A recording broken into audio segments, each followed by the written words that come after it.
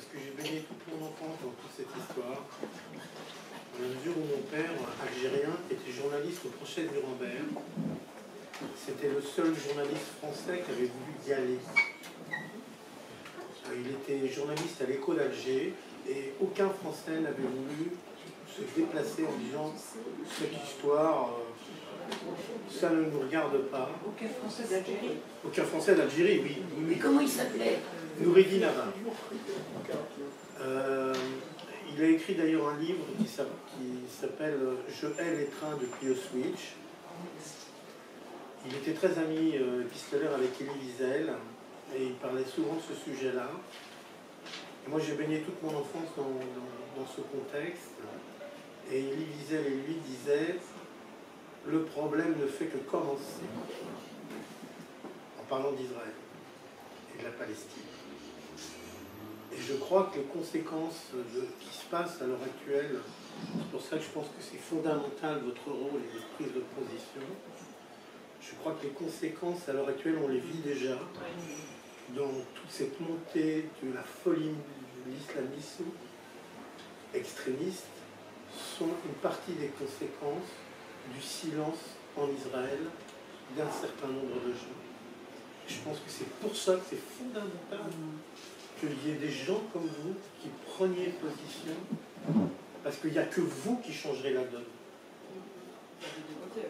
Et qu'il faut avoir des gens de deux côtés. C'est pas vrai, c'est pas vrai, on peut pas le dire. Oui, non, mais il n'y a que vous. Non, mais moi je suis israélienne d'accord. et je Non, mais on laisse j'avais pas fini. terminer. J'avais pas fini. Il n'y a que vous qui changerez la donne sur le regard. Il n'y a que vous qui changerez la donne sur le regard que les jeunes maghrébins ont à l'heure actuelle en France, car ils ont un regard complètement faussé. Et s'ils n'entendent pas des gens comme vous être capables d'avoir cette approche, ben c'est pour ça que j'adore. Je vais voir aussi c'est pour ça que voir en face de moi, faire des déplacements justement. C'est pour ça que je suis prêt à aider le plus possible moi aussi dans ce domaine, parce que ils ont un regard faussé parce qu'ils ne connaissent pas l'histoire. Ils ne savent pas ce qu'a vécu le peuple juif. Moi je connais ça parce que j'ai été alimenté toute ma jeunesse avec ça, mon père étant journaliste. Étant écrivain, j'ai connu ça, et je ne peux pas être ignorant de la souffrance qu'ont vécu ces gens. Eux, les jeunes d'aujourd'hui, ils sont ignorants. Ils ne savent pas tout ça. La plupart, là, non, ils ne veulent pas le savoir. Non. Écoute. Non, y compris par mon travail. Ah, peut-être que tu as réussi à toucher des gens. Oui, non, mais ce qui est intéressant, par mon travail, je suis beaucoup dans le 9-3, dans le 9-5 aussi, Argenteuil, Beson, etc. Et les rencontres que j'ai dans les quartiers, j'en fais beaucoup et je suis très attaché à ça. Ah, c'est que tu as réussi à faire changer la donne. Non, il y a une raison pour laquelle on peut être entendu. Ce qu'il me dit, c'est que, par exemple, lorsqu'ils manifestent contre l'attaque contre Gaza, ils sont présentés, eux qui manifestent contre la guerre et contre des souffrances, ils sont présentés dans les médias, eux, comme étant des terroristes, comme étant des violents. Et ce qu'il me dit, c'est qu'on nous caricature, on nous transforme, on nous interdit. Et du coup, par rapport à cette construction qu'on leur envoie, il y a un rejet. Pourquoi je trouve les mots de Janina essentiels? C'est que jamais, derrière son témoignage, elle renie la souffrance de l'autre en face. Au contraire, elle les allie. Et s'il y a une posture de l'être progressiste, c'est de partager les souffrances pour avancer ensemble, au lieu de les opposer. Et ce discours où on diabolise l'autre en face, qui permet de continuer la guerre ad aeternam, ça va péter à un moment donné, ça va être un désastre immense et au-delà d'Israël. Parce que c'est tout le droit et tout le respect humain qui est en train de s'effondrer là-dedans. Et le fait de désigner l'autre comme un diable, alors que on connaît les conditions de la paix, on connaît les conditions pour construire le respect mutuel, c'est ça qui va nous péter à la figure. C'est ça le danger. Et vraiment, je crois que si on veut transmettre la parole de Janina sans la trahir, il faut qu'on ait ça en tête, et il faut qu'on aille dans les quartiers sans ces a priori. Franchement, Quand je dis que je vais dans les quartiers, c'est pas seulement dans les mairies. Plusieurs fois, j'ai eu des... Dans les caves d'immeubles, je suis allé. Une fois, il y a des jeunes, bien sûr, ils viennent à un débat, et c'est le juif, et il y a quelques mots un peu rudes qui sont lancés. Il y avait un éducateur, et moi je suis prêt. Et 2-3 mois après, on a rendez-vous dans une barre d'immeuble. Les jeunes de quartier, c'est une espèce de jeu de faire peur à eux. Donc, ils m'invitent dans la cave, où il y a à peine de lumière. Ça a été un moment extraordinaire de partage.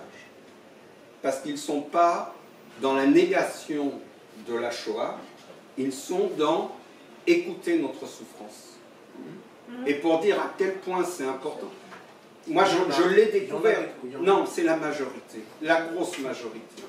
Mais on ne veut pas entendre ce qu'eux vivent de dur, d'extrêmement dur. Aujourd'hui, on veut le nier pour pouvoir continuer, pour pouvoir donner des excuses à la politique israélienne aujourd'hui. Tout le problème est là.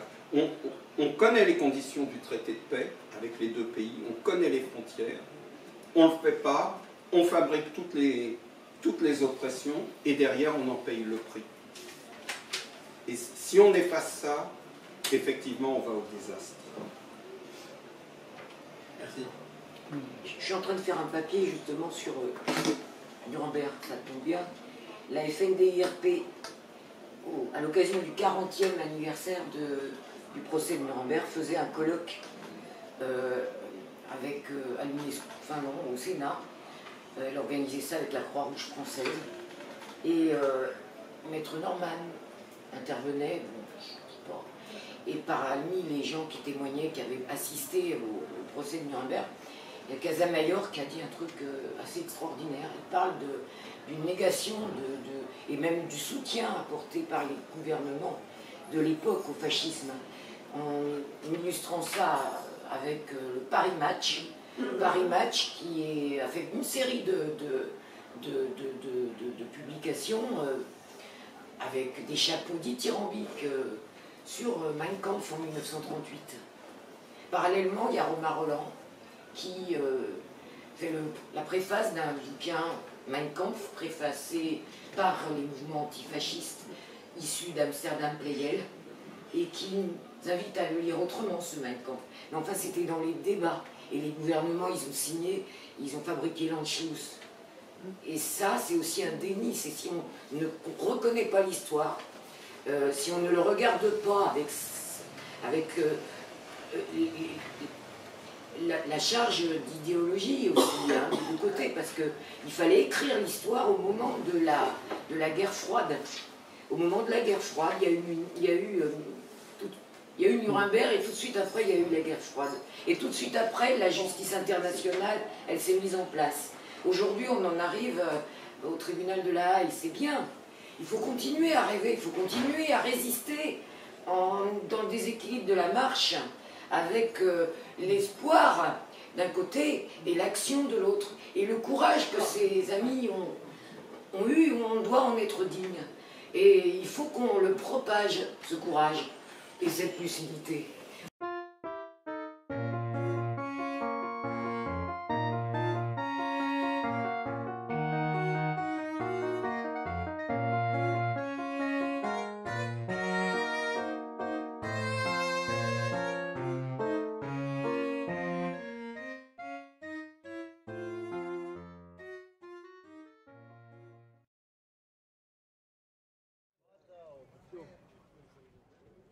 L'horloge biologique continue à tourner,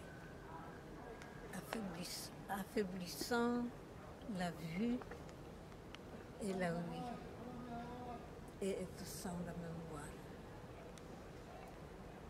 Dépassant 80 ans, la génération de la Seconde Guerre mondiale s'approche à sa fin naturelle. Et dans mon imagination, je retourne à Lvov. Mais ce n'est pas Lvov de mon enfance. Lvov d'aujourd'hui est dans chaque place où on déstabilise la vie quotidienne des gens, où on les chasse de leur ville natale, où les gens perdent dans des conditions terribles leur famille.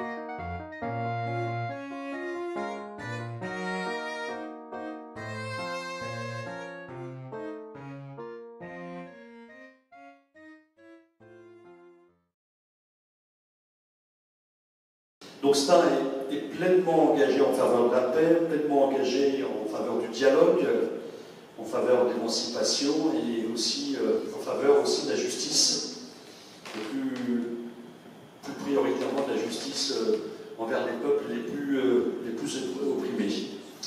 Et évidemment, toutes ces valeurs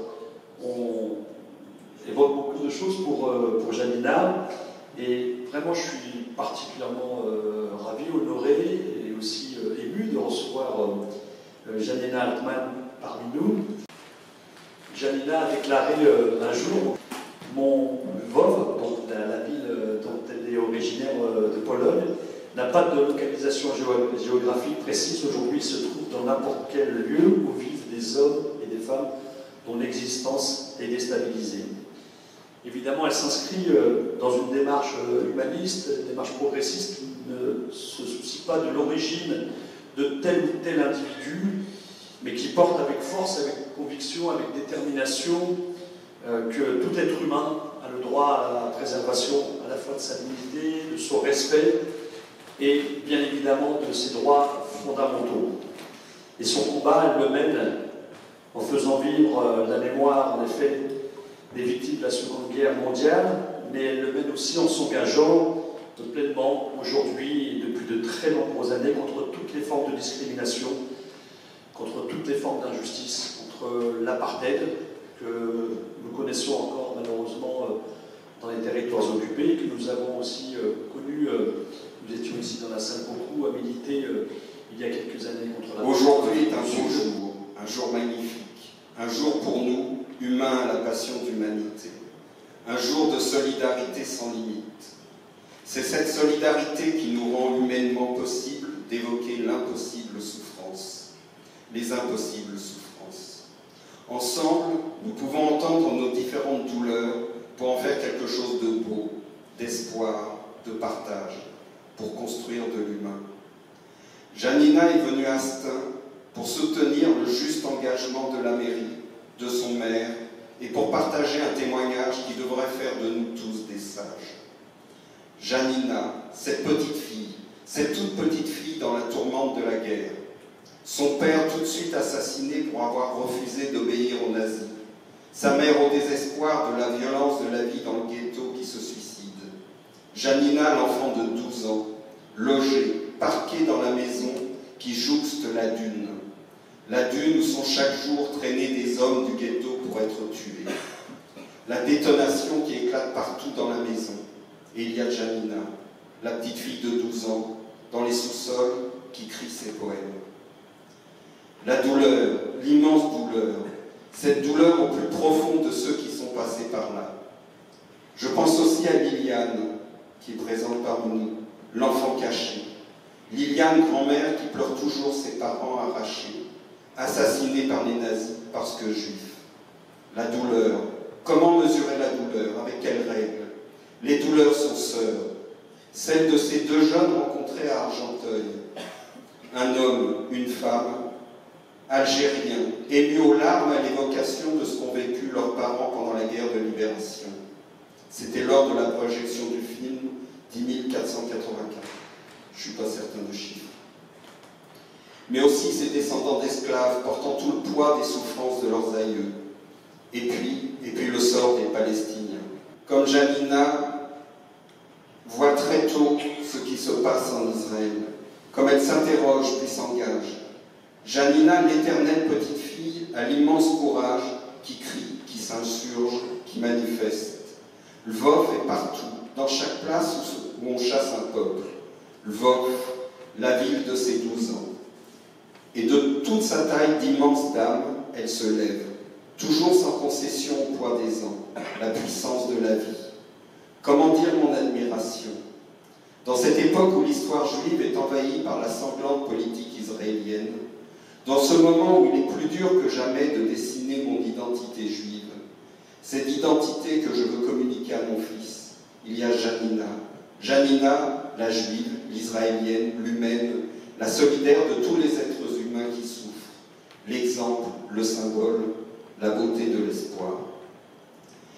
J'ai pour finir une leçon tirée de ces merveilleuses rencontres de solidarité. J'ai commencé par évoquer la souffrance. Cette évocation si constante dans ma vie d'adolescent juif que je n'en supportais plus les manifestations. Maintenant plus âgé, plus aguerri, plus apte à l'écoute, je suis parvenu à donner sa place à cette douleur. J'ai appris 2 choses que je veux partager avec vous, mes chers amis. La première, ce poids dans l'histoire n'est pas réservé aux Juifs. La seconde, quelle que soit l'identité de cette histoire, la façon de lui accorder parole déterminera notre humanité. Selon que nous ferons rugir notre douleur en haine contre l'autre, alors nous serons en racisme et pourvoyeurs de guerre. Et comme le jour-soleil d'aujourd'hui, selon notre choix commun, nous sommes dans la place du partage de nos humaines histoires pour les faire éclore en paix, en solidarité sociale, en projet politique de justice. Aujourd'hui est un jour magnifique, un jour pour nous, humains à la passion d'humanité.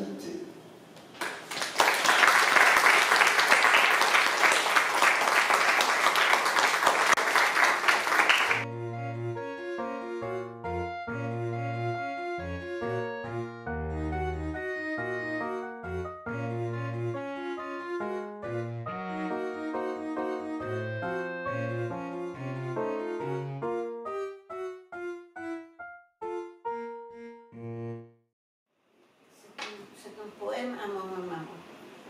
À maman. J'ai si mal. Tous mes jours, mais toi, tu es loin. Le sable couvre tes yeux. Ton cœur chéri a cessé de battre. Pourquoi me fais-tu mal et m'as-tu laissé seule parmi tant d'étrangers? Seule je dois supporter ma peine. Tu peux sûrement me regarder de là-haut et me protéger de plus de souffrance. Quand il fera nuit et silence tout autour, tu viendras près de moi. Tu t'assiéras sur mon grabat et embrasseras mon front comme jadis. Je compte les heures, les minutes, en attendant cette réunion merveilleuse. On s'embrassera joyeusement, comme ce sera joli ensemble. Alors mon cœur sera gai, léger et paisible. Mais le rêve sera court, trop court pour me réjouir assez. Tu repartiras très tôt, ce monde me fait peur, ce monde te fait peur, je le sais. Et les hommes de mauvais visage. Terré sous ma couverture, je cherche de quoi me consoler. Une telle nuit merveilleuse suscite la douleur d'autant plus, mais j'espère que tu reviendras, que tout est réellement passé. Viens maman, viens, viens mon aimé. Écrit au camp Mianowski, 43.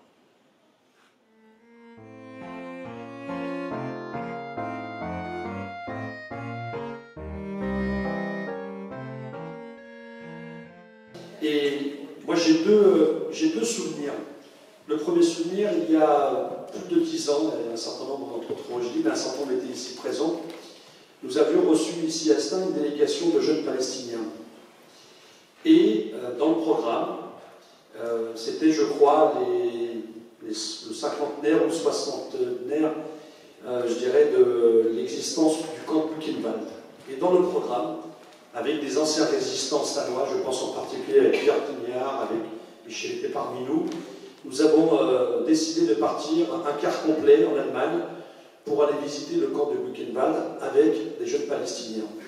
Je veux dire, ça n'a pas été simple parce qu'au début, palestiniens ne souhaitaient pas participer à cette délégation. Et voilà, il y a eu des discussions et du coup, ils sont venus avec nous. Et je me souviens, mais je ne serai pas plus long, quand nous avons visité le camp de Buchenwald, quand il y a eu des témoignages de différents résistants, c'était un camp particulier, c'était un camp, je dirais, où il y avait essentiellement des militants politiques, communistes et autres. Les jeunes Palestiniens étaient profondément émus. Et jusqu'à maintenant, il y a plus de 10 ans, ils en parlent, y compris au camp dans la Marie. Ils ont discuté avec les jeunes, etc.